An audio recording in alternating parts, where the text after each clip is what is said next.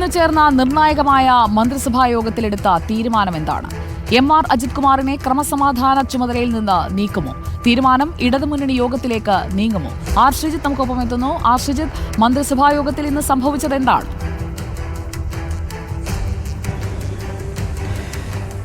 സുജയ, മന്ത്രിസഭാ യോഗം അല്പം മുമ്പാണ് കഴിഞ്ഞത്. സമീപകാലത്ത് നടന്നതിൽ വെച്ച് ഏറ്റവും ദൈർഘ്യമേറിയ മന്ത്രിസഭാ യോഗങ്ങളിലൊന്നാണ് ഇന്ന് നടന്നതെന്നാണ് നമുക്ക് ഇപ്പോൾ ലഭ്യമാകുന്ന വിവരം. എന്നാൽ ADGP എം.ആർ. അജിത് കുമാറുമായി ബന്ധപ്പെട്ട വിവാദങ്ങൾ ഇവിടെ ചർച്ചയായില്ല എന്നാണ് ലഭിക്കുന്ന പ്രാഥമികമായ വിവരം. ഇത്തരം അജിത് കുമാറിനെ മാറ്റുന്നതുമായി ബന്ധപ്പെട്ട കാര്യങ്ങളൊന്നും ഇവിടെ ചർച്ചയായിട്ടില്ല എന്നാണ് നമുക്ക് അറിയാൻ കഴിയുന്നത്.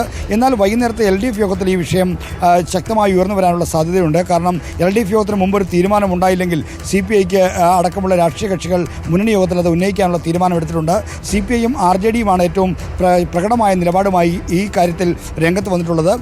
ADGP എം.ആർ. അജിത് കുമാറിനെ ക്രമസമാധാന ചുമതലയിൽ നിന്ന് മാറ്റണമെന്ന ആവശ്യം CPI ഉന്നയിച്ചിട്ടുണ്ട്. 2 തവണ CPIM സംസ്ഥാന സെക്രട്ടറി MV ഗോവിന്ദനെ സംസാരിച്ച് സംസ്ഥാന സെക്രട്ടറി ബിനോയ് വിശ്വം ഇത് ധരിപ്പിച്ചു എന്നാണ് പുറത്തുവരുന്ന വിവരം. ഇതോടൊപ്പം തന്നെ RJD സംസ്ഥാന അധ്യക്ഷൻ MV ശ്രീരാംകുമാറും ഈ ADGP എം.ആർ. അജിത് കുമാറിനെ ക്രമസമാധാന ചുമതലയിൽ നിന്ന് നീക്കണമെന്ന പ്രതികരണം നടത്തിയിരുന്നു. അങ്ങനെ ഈ രണ്ട് പാർട്ടികളുടെ പ്രതികരണം കൂടാതെ മറ്റ് NCP പോലുള്ള പാർട്ടികളും എന്ത് നിലപാട് സ്വീകരിക്കുമെന്നാണ് അറിയാനുള്ളത്. എന്തായാലും വൈകുന്നേരത്തെ LDF യോഗം നിർണായകമായി മാറുന്നു. ക്യാബിനറ്റ് ഇപ്പോൾ കഴിഞ്ഞതേ ഉള്ളൂ.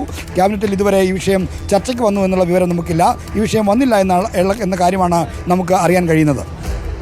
ആർ ശ്രീജിത്ത്, എം.ആർ. അജിത് കുമാറിന്റെ കാര്യത്തിൽ ഒരു തീരുമാനം എടുത്തേ പറ്റൂ. കാരണം പ്രതിപക്ഷം അത്രയധികം മുഖ്യമന്ത്രിയെ ഒരു ആരോപണത്തിന്റെ നിഴലിൽ നിർത്തുകയാണ് എന്ന് മാത്രമല്ല, മുഖ്യമന്ത്രിയാണ് എം.ആർ. അജിത് കുമാറിനെ RSS ക്യാമ്പിലേക്ക് അയച്ചത് എന്ന തരത്തിലേക്ക് ആ വിമർശനം മാറ്റിവിടുന്നത് പാർട്ടിക്കും മുഖ്യമന്ത്രിക്ക് വ്യക്തിപരമായും ക്ഷീണമുണ്ടാക്കിക്കൊണ്ടിരിക്കുകയാണ്. ഇത് തിരിച്ചറിയാത്ത ആളല്ലല്ലോ മുഖ്യമന്ത്രിയും അദ്ദേഹത്തിന്റെ പാർട്ടിയും. അതുകൊണ്ട് തന്നെ ഇന്നത്തെ മന്ത്രിസഭാ യോഗത്തിൽ ഈ വിഷയത്തിൽ ചർച്ചകൾ നടക്കാനുള്ള സാധ്യതയുണ്ടായിരുന്നല്ലോ. എന്തായിരിക്കാം സംഭവിച്ചിട്ടുണ്ടാവുക?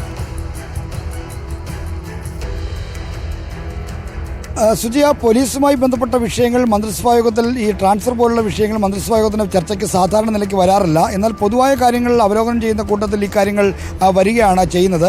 എന്നാൽ ഇന്നത്തെ മന്ത്രിസഭാ യോഗത്തിൽ ഇതുവരെ നമുക്ക് ലഭ്യമാകുന്ന വിവരമനുസരിച്ച് ഈ എം.ആർ. അജിത് കുമാറുമായി ബന്ധപ്പെട്ട വിഷയങ്ങൾ, പോലീസുമായി ബന്ധപ്പെട്ട് പൊതുവിലിരുന്നിരിക്കുന്ന ആരോപണങ്ങൾ സംബന്ധിച്ച് ചർച്ച നടന്നില്ല എന്നാണ് ഇപ്പോൾ അറിയാൻ കഴിയുന്നത്.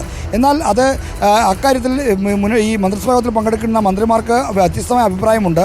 ഇന്ന് CPIയുടെ പ്രതിനിധി കൂടിയായ ഡെപ്യൂട്ടി സ്പീക്കർ ചിറ്റയം ഗോപകുമാർ പ്രതിപക്ഷത്തിൻ്റെ അതേ സ്വരത്തിലുള്ള ഒരു ആരോപണമാണ് ഉള്ള ചോദ്യമാണ് ഉന്നയിച്ചിരിക്കുന്നത്. അതായത് എം.ആർ. അജിത് കുമാർ ആരുടെ നിർദ്ദേശപ്രകാരമാണ് ഈ RSS നേതാക്കളെ പോയി കണ്ടതെന്ന ചോദ്യമാണ് ഡെപ്യൂട്ടി സ്പീക്കർ ചിറ്റയം ഗോപകുമാർ ഉയർത്തിയിരിക്കുന്നത്. അപ്പോൾ CPI പുറത്തു നിന്നും ഈ ശക്തമായ സമ്മർദ്ദം ഇക്കാര്യത്തിൽ ഉയർത്തുന്നുണ്ട്. CPI ഒരു ശക്തമായ നിലപാട് സ്വീകരിച്ചതോടെ അവരുടെ മന്ത്രിമാരും ഡെപ്യൂട്ടി സ്പീക്കർ അടക്കമുള്ള പ്രതിനിധികളും ഭരണതലത്തിൽ പ്രവർത്തിക്കുന്ന പ്രതിനിധികളും സമാനമായ നിലപാട് പരസ്യമായി തന്നെ പ്രകടിപ്പിച്ചുകൊണ്ട് രംഗത്ത് വരുന്നു. എന്തായാലും ഇതുവരെയുള്ള വിവരമനുസരിച്ച് മന്ത്രിസഭാ യോഗത്തിൽ ഈ വിഷയം ചർച്ചയ്ക്ക് വന്നിട്ടില്ല എന്നാണ് നമുക്കറിയാൻ കഴിയുന്നത്.